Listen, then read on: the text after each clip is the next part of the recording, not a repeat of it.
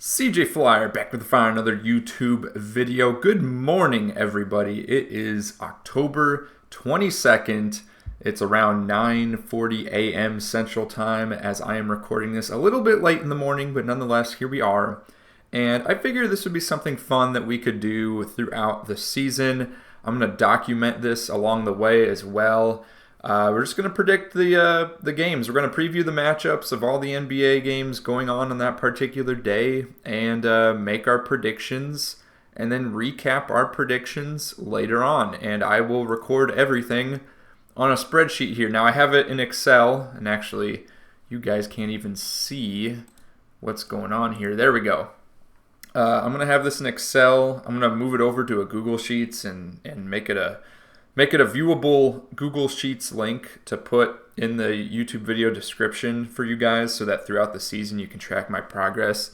You know, everyone's making these bold predictions, all these NBA analysts, talk shows, talking about who they think's going to win or lose, but no one keeps a track record of how good their predictions actually are. And, you know, I'm no genius or anything, but I thought it'd be fun to kind of record and see what my track record is for the season, how many of these I get right and wrong. So, I'll predict a winner. We'll see what the betting odds are on FanDuel Sportsbook. I'm not promoting gambling, sports gambling, any of that. If you are going to do that at your own risk. Be responsible. But look, I'm just sharing my opinion. This is not financial advice or anything. So don't be making some irresponsible decisions on my behalf. I just thought it'd be fun, predict the winners, see what the actual outcome is, and do that throughout the season. Obviously, there's a lot of games. Every team's got an 82-game schedule, so that adds up.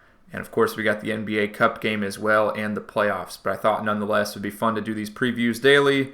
And then, we'll have our separate videos kind of recapping what's been going on around the league. Something I want to talk about that has happened recently is, of course, all of these rookie contract extensions that got announced yesterday. That's going to be pretty exciting stuff. One surprise, of course, Quentin Grimes from the Mavs not getting his extension. He'll be a restricted free agent in the offseason. Looks like he's betting on himself to get a bigger contract potentially. So that'll be interesting to see how that turns out. But nonetheless, I got my coffee here. We're going to start going through these different matchups here. Of course, to start things off on opening day, we got a couple of exciting matchups here. Of course, the Knicks and the Celtics, who are seen largely as the top two teams in the East, are going to be going head-to-head. There are some injuries, and that is something I wanted to pull up here. We're going to have injuries and depth charts on either side. So let's first look at the New York Knicks because it was just recently announced. If we go ahead, whoops, that is not what I want to do there. Let's go over to the Celtics, look at their two injury reports here. Yeah, so the Knicks have almost zero depth at center at this point. They got Precious Achiuwa is out. That was announced a couple days ago. And then last month, of course, we all know Mitchell Robinson out until at least January. So the Knicks have Karl-Anthony Towns, and that's pretty much it. Now, of course, on the Celtics side, they're also down a big man in Porzingis. And if we look at the depth chart here, let's put the Knicks here on the left. Let me go ahead and find them. There they are. So of course, like I just said, the Knicks don't have a lot of depth at center. They do have Jericho Sims. I suppose he could go out there as the backup center. It's just not the best option, of course. Looking at the Celtics here, if we look at their depth chart on the right, they got Al Horford, Luke Cornett, Xavier Tillman. Xavier Tillman, of course, a little bit undersized, but it's an interesting matchup, of course. A first look at the top two teams in the East, allegedly. And I think the Knicks will steal this one. I think they'll surprise some people. The Celtics are coming off that high of a championship run. They're down Porzingis. And I'm just excited for the Knicks. I know Mikal Bridges has not looked so good from three in the preseason. He's missed a ton of threes. His new jump shot form just looks ugly, to say the least. Looks like one of those ugly jump shot animations you'd use on NBA 2K. But anyways, Just taking a sip of my coffee there. Yeah, so I think the Knicks get the upper edge here. They'll catch the Celtics off guard. And I think this new mix of players, they'll come out guns blazing. And, with predicting any NBA regular season game, of course, there's going to be, even the better teams will lose on any given day. You might predict the Celtics to beat the Pistons, and the Pistons end up on top. So there's never truly ever any rhyme or reason at times. I just like the idea of, the Knicks have this new group that no one's ever really game planned for before. And with Tom Thibodeau at the lead, I just think they'll come in and kind of just, make their mark on the Eastern Conference in this first game. So I pick the Knicks as the winner. If we go ahead now and look at the betting odds here on FanDuel Sportsbook, of course, it looks like they got the Celtics favored to no one's surprise. So let's go ahead here. Let's just record. I got the Knicks is the predicted winner. Betting favorite Celtics. I know the betting favorite can change, but I've already told you at what time of day we're recording this. So we have that documented in the video. Let's go ahead now back to the game. The other game that we have today, of course, the Minnesota Timberwolves at the Los Angeles Lakers. And that one, again, we all knew the Lakers, they'd be putting them, on a nationally televised game, if not on opening night, sometime later in the week. We have the spectacle of having LeBron and Bronny James on the same team, father and son taking the court at the same time, first time in NBA history.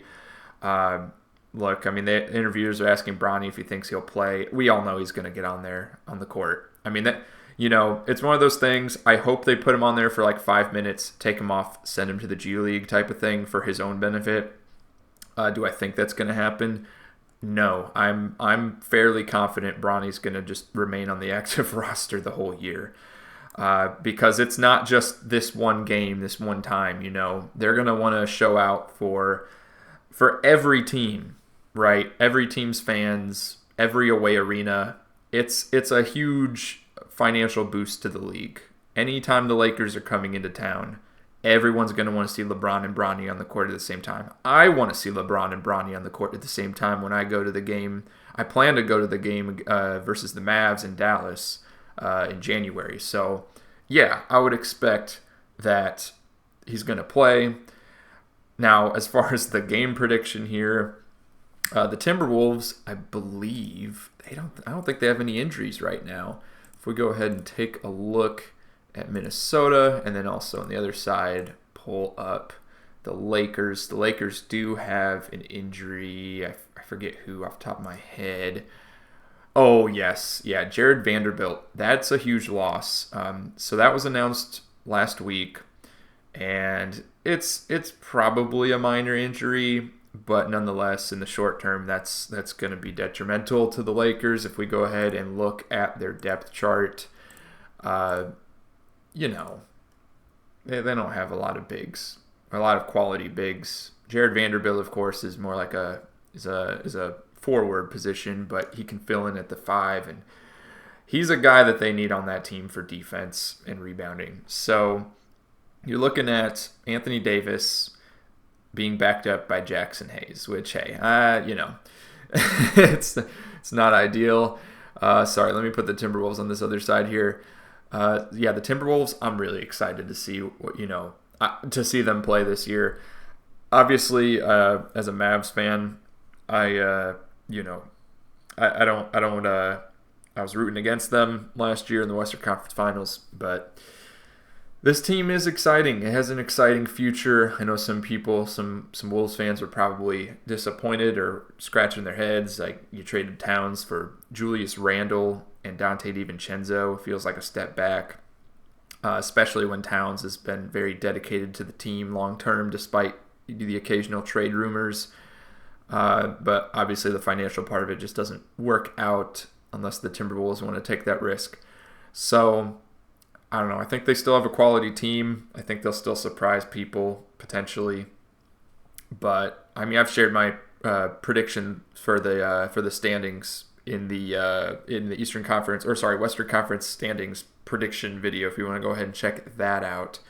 Nonetheless, I think for this particular game, there's going to be so much spotlight and spectacle on the Lakers with the whole LeBron Bronny situation. But really, I mean, Timberwolves I think are going to blow them out. I think it's going to be like a double-digit victory for sure. That is how I feel about this game. I'm sure betting odds are probably going to go to the Timberwolves. Oh, wow, -1. So they're predicting a close game. I don't think it's going to be a close game. I think this is going to be a double-digit victory. So we'll go ahead. I got Timberwolves, predict winner, and betting favorite. And then tomorrow we will see if we were right, if we were wrong, who the actual winner was, what the final score was. And then tomorrow's games.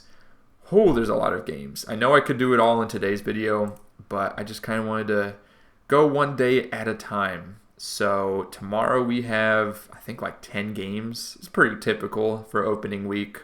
Opening day, just a couple nationally televised games, and then the next day, almost everyone else is playing. So it'll be fun to go through these. Let me know what you think in the comments down below. And I'll see you all in the next video. Click one of the videos on your screen right now for some more NBA discussion.